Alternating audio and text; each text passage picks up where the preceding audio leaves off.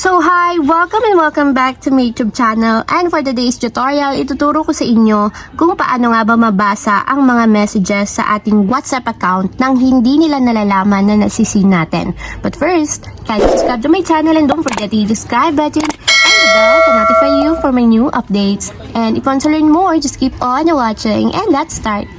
So ayan, for today's video, gagamit muna tayo ng Google Play Store. So may gagamitin tayong application para mag-succeed yung ating gagawin na trick. So dito sa search bar, isa-search lang natin dito is yung unseen. So para sa mga hindi pa familiar sa ganitong application, ituturo ko sa inyo kung paano nga ba gamitin ang unseen app. So ganito yung itsura ng logo niya, kulay blue and nakalagay is unseen, no last seen. So ayan, itatap lang muna natin yung install para ma-install muna siya sa ating mobile device and then wait natin hanggang sa matapos ma-install. So ayan, after ma-install ng application, itap na natin yung open para directly mapunta tayo sa pinakang application ng unseen. Then after nyan dito, i-skip lang natin, itap natin dito yung X button. And then tap natin yung next. And then tap ulit natin yung next. And lastly, tap ulit natin dito yung next. So next ulit. So dito naman is itatap natin yung give authorization para ma-access yung ating notifications. And then dito hanapin nyo yung unseen and itatap nyo ulit.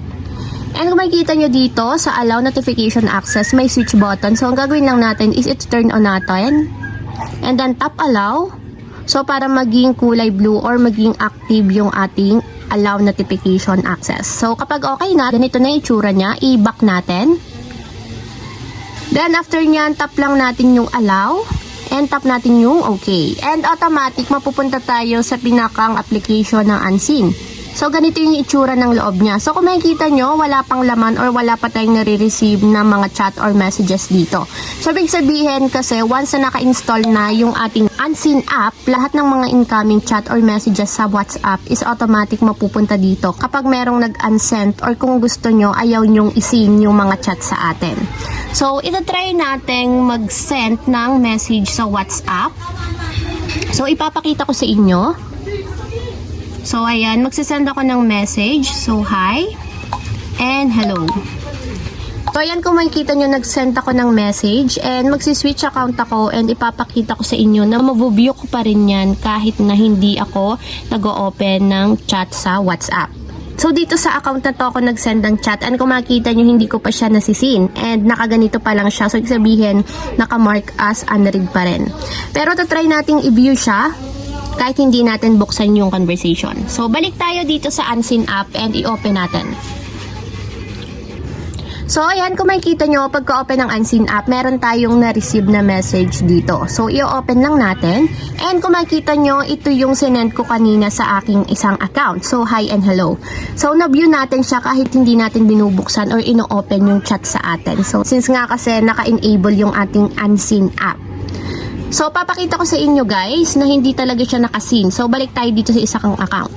So, para sa mga hindi pa nakakaalam guys, malalaman nyo na nasin yung inyong chat kapag naging kulay blue or dalawang blue checkmark yung nakalagay dito sa hi and hello. So, kung ganyan ang itsura niya, ang ibig sabihin, nag-o-open tayo ng WhatsApp pero hindi natin pinapansin or ini-ignore lang natin yung chat sa atin. So, ganyan yung magiging itsura niya kapag hindi seen pero nag-o-open tayo ng WhatsApp. So, dalawang checkmark na kulay gray. Pero kapag yan ay dalawang checkmark na kulay blue, ibig sabihin nakasin yan. Pero kapag yun naman ay isang checkmark lang na kulay gray, ibig sabihin nag-send lang or na-deliver lang yung ating chat pero hindi sila nag-o-open ng WhatsApp account.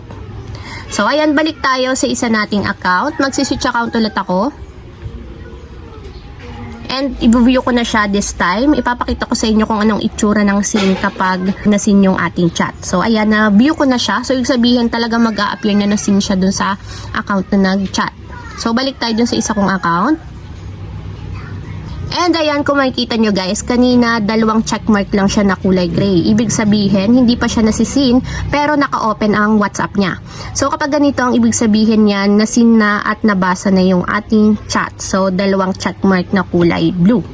So, ayun lang guys, ganun lang kasimple kung paano nga ba mabasa ang mga message sa WhatsApp kahit hindi natin totally sinisin yan. So, mababasa at mababasa natin yan kapag naka-install yung ating application na tinuro ko sa inyo. So, yun yung Unseen app. So, ayun lang guys, ganun lang kasimple. Sana nakatulong sa inyo. If you have a question, can you comment down below and don't forget to hit the subscribe button and the bell to notify you for my new updates. And thank you for watching! Living life, every day, late at night, not okay.